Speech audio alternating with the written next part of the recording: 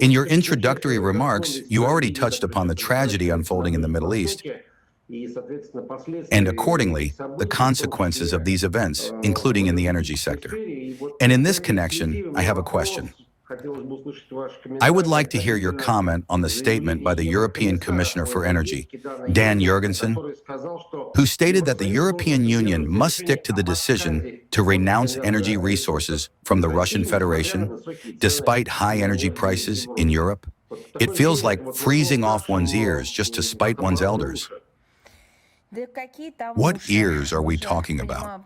You understand, I think they have already, so to speak, snipped off everything they could.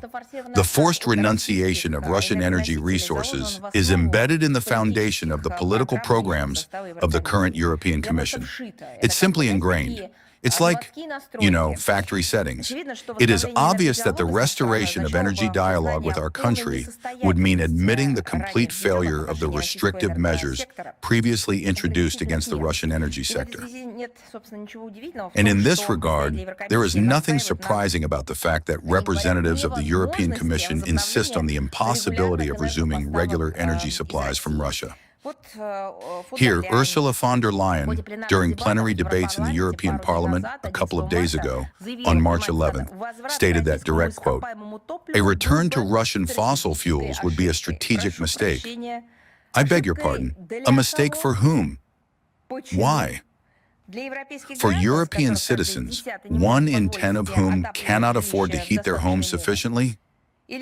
Or for European manufacturers who, even before the start of the current crisis related to the aggression of the U.S. and Israel against Iran, had to pay 2 and sometimes even 3 times more for electricity than American ones, and 4.5 times more for gas? Is this a mistake for them? Did you ask them? Did you speak with them? Did you conduct any kind of poll? No, it would be a mistake, first and foremost, and exclusively for the Brussels establishment. That is not what they get paid for. They get paid for Russophobia. Their career prospects directly depend on the so-called imaginary success of the course they have taken at any cost toward confrontation with Russia. Therefore, such statements by all these Brussels bureaucrats reflect the dominance of Russophobic sentiments in Brussels offices.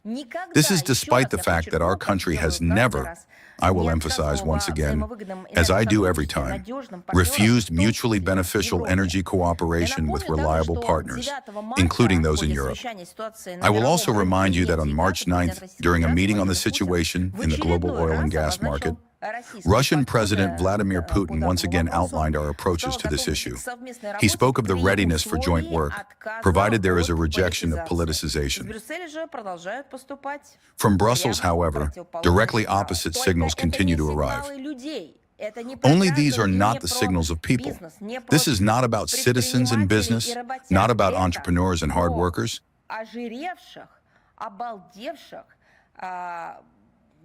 This is about the fattened, crazed, well, I don't even know, the befuddled representatives of that very same Brussels bureaucracy, which has literally enslaved the citizens of the European Union.